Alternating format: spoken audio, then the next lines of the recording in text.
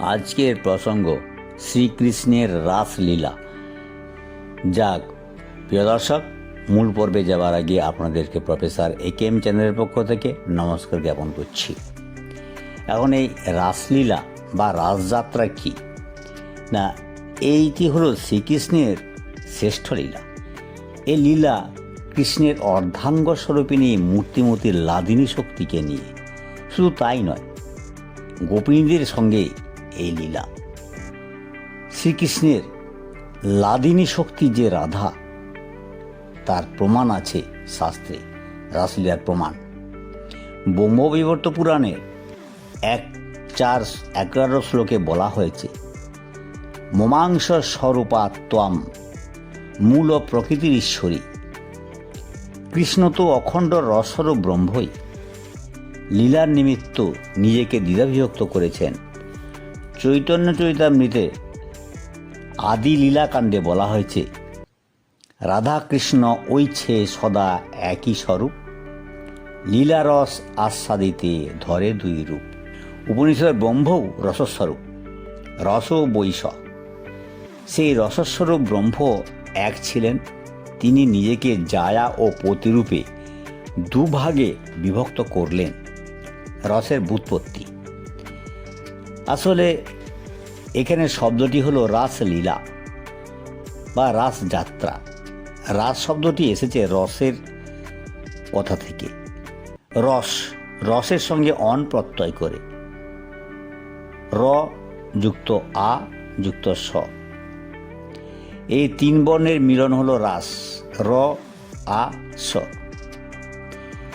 র অর্থে রাধা, স অর্থে শ্যাম কৃষ্ণ, আর আ হচ্ছে প্রাচীর স্বরূপ। র এখানে জীবাত্মা, এখানে স শ্যাম পরমাত্মা। জীবাত্মা পরমাত্মার সঙ্গে মিলন হয়ে যাচ্ছে, জীবাত্মা এবং পরমাত্মার সঙ্গে মিলন, কিন্তু আকার হলো জাগতিক মায়া, যোগমায়া। এটা হচ্ছে রাসলীলার সঙ্গ কামনা। রাসলীলার আস্বাদন করার জন্য একবার স্বয়ং মহাদেব গোপী না হয়ে গোপীদের বস্ত্র পরিধান করে রাসমঞ্চে এসেছিলেন। একমাত্র পুরুষ শ্রীকৃষ্ণেরই অধিকার, একমাত্র পুরুষ শ্রীকৃষ্ণ ছাড়া অন্য কেউ নয়। তখন কৃষ্ণ শিবকে নরকুলে জন্মগ্রহণ করার অভিশাপ প্রদান করেন। শিব ঠাকুর তখন বলে উঠেন, নরকুলে জন্ম নিতে অসুবিধা নেই, তুমি যদি সঙ্গে থাকো। তাই কৃষ্ণ বলেছিলেন, আমি তোমার সঙ্গে থাকবো, মহাপ্রভু রূপে যাব, আর তুমি হবে অদ্বৈত নামে পঞ্চতত্ত্বের এক তত্ত্ব। গোপীরা আসলে পঞ্চতত্ত্বের মানুষগুলি।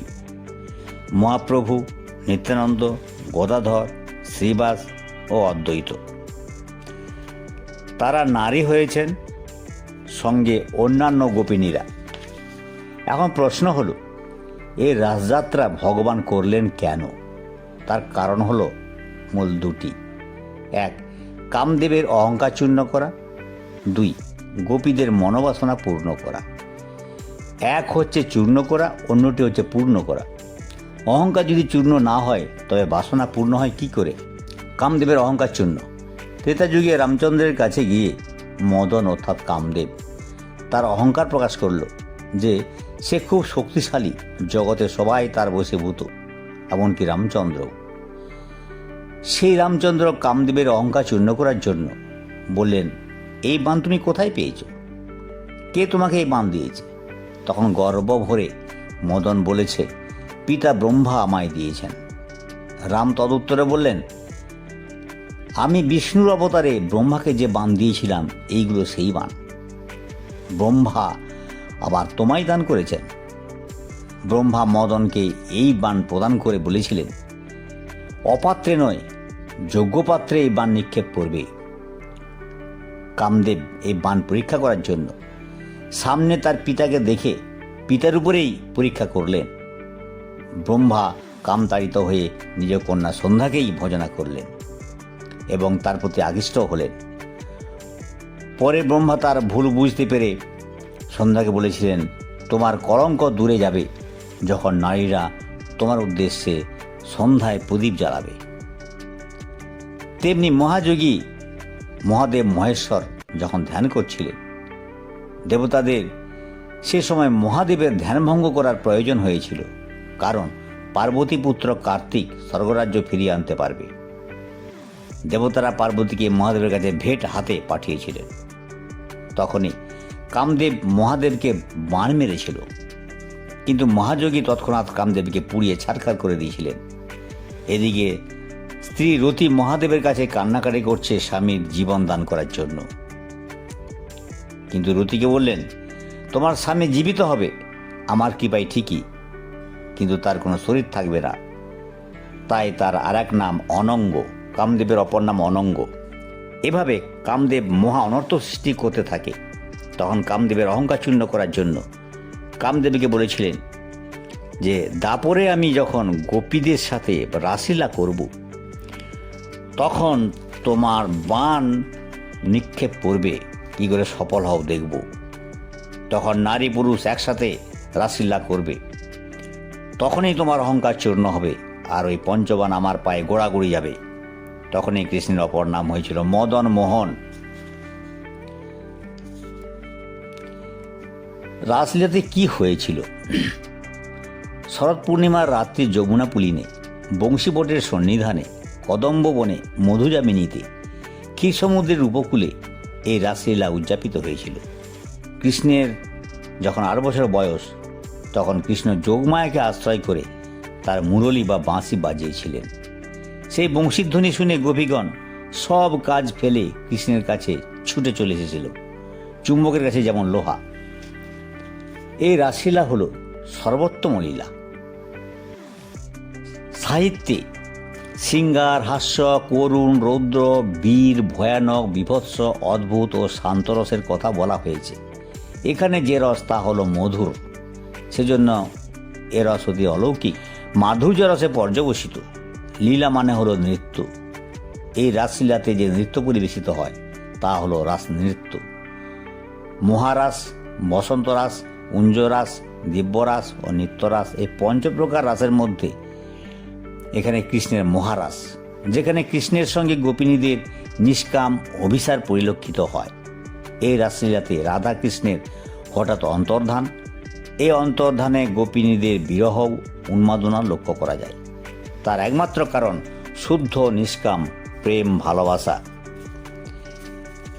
গোপিনীদের মনস্কামনা পূর্ণ করা। এখন প্রশ্ন হলো, এই গোপরমণীগণ কোন কর্মের ফলে শ্রীকৃষ্ণের রাসলীলায় অংশগ্রহণ করেছিলেন? এর কারণ জানতে আমাদের একটু আগে যেতে হবে। আজকের যারা ব্রজগোপিনী, তারা ছিলেন বৈদিক মহর্ষি। তারা ত্রেতাযুগে দণ্ডকারণ্যে শ্রীরামচন্দ্রের বনবাসকালে তার সঙ্গসুখ পেতে চেয়েছিলেন। তখন রামচন্দ্র বলেছিলেন, দাপরে তোমাদের অভিলাষ পূর্ণ হবে। সেই মহর্ষিরাই বৃন্দাবনের গোপীবৃন্দ। আবার কিছু নাগকন্যা, গন্ধর্বকন্যা, তারাও ক্ষীর সমুদ্রের উপকূলে বিষ্ণুকে প্রতিরূপে পাবার বাসনা করার জন্য তপস্যা করেছিল। তখন বিষ্ণু এই কথাই বলেছিলেন, কৃষ্ণ অবতারের রাসলীলাতে আমাকে কৃষ্ণরূপে পাবে, তখন তোমাদের মনস্কামনা পূর্ণ হবে। রাসলীলাতে হাজার হাজার কৃষ্ণ, হাজার হাজার কৃষ্ণ ব্রজগোপীদের সঙ্গে অভিলাষ পূর্ণ করেছিলেন। এই রাসলীলাতে যত যত গোপী তত তত কৃষ্ণ স্ফুরে, পদকর্তার ভাষায়, অর্থাৎ যত যত গোপী তত তত কৃষ্ণ। সব গোপীরাই ভাবছে কৃষ্ণ শুধু আমার। কৃষ্ণকে পাবার জন্য গোপীরা কাত্যায়নী ব্রত করেছিল। রাসলীলার বিষয়ে রাজা পরীক্ষিত সুখদেব গোস্বামীকে প্রশ্ন করেছিলেন যে কিভাবে পরস্ত্রীদের সঙ্গে এই লীলা করলেন ভগবান। উত্তরের গোস্বামী বলেছিলেন, সবই তো তারই অংশ। তাছাড়া কৃষ্ণের বয়স তখন সবে মাত্র 8 বছর। এই বয়সে তো কোনো কামনা থাকতে পারে না। এ ব্যাপারে কৃষ্ণদাস গোস্বামী চৈতন্য চরিতামৃতে বলেছিলেন, আত্মেন্দ্রিয় প্রীতি ইচ্ছা তারে বলি কাম, আর কৃষ্ণেন্দ্রিয় প্রীতি বাঞ্ছা ধরে প্রেম নাম। আবার বলছি, আত্মেন্দ্রিয় প্রীতি বাঞ্ছা তারে বলি কাম, আর কৃষ্ণেন্দ্রিয় প্রীতি বাঞ্ছা ধরে প্রেম নাম। অর্থাৎ নিজের জন্য যে সুখ প্রীতি তা হলো কাম, অর্থাৎ কামনা, আর কৃষ্ণের প্রীতির জন্য যে সুখের বাসনা, আনন্দ, রতি তা হলো প্রেম। প্রেম অতি পবিত্র বস্তু। আমরা মোটামুটি জানি যে সবাই ভগবানের অংশ আমরা। সেখান থেকেই আমরা এসেছি, আবার সেখানেই ফিরে যাব। আমরা যখন মাতৃগর্ভে ছিলাম আমরা সবাই হরিকে, গোবিন্দকে বলেছিলাম, এই যন্ত্রণা থেকে মুক্তি দাও হে হরি, আমি তোমার নাম সারা জীবন করব। তারপর ভূমিষ্ঠ হয়ে কাহা এ করে কাঁদতে লাগলাম, অর্থাৎ এ কোথায় এলাম। তখনই মায়াতে আচ্ছন্ন করল। কিন্তু আমাদের যখন ভবলীলা সাঙ্গ হবে তখন আমরা আবার হরির সাথে মিশে যাব। তাই এই রাসলীলা হলো পরমাত্মার সঙ্গে জীবাত্মার মিলন, পরমাত্মার ছোঁয়া পাওয়ার জন্যই রাসলীলা। জগন্নাথ যেমন ভক্তদের কাছে সাক্ষাৎ দেবার জন্য রথযাত্রা করেছিলেন, তেমনি হরি, গোবিন্দ, কৃষ্ণ রাসযাত্রা করেছিলেন। এখানে ভক্তের সঙ্গে ভগবানের মিলন একটা বড় সুযোগ। এই রাসযাত্রা তারই প্রতীক। আজ এই পর্যন্ত, ধন্যবাদ। ভিডিওটি কেমন লাগলো? যদি ভালো লাগে তাহলে চ্যানেলটি সাবস্ক্রাইব করুন আর পাশে থাকা বেল আইকনটি আপনি প্রেস করুন। লাইক করতে পারেন, শেয়ারও করতে পারেন। আরও যদি কিছু জানার থাকে তাহলে কমেন্টস বক্সে জানান। ধন্যবাদ।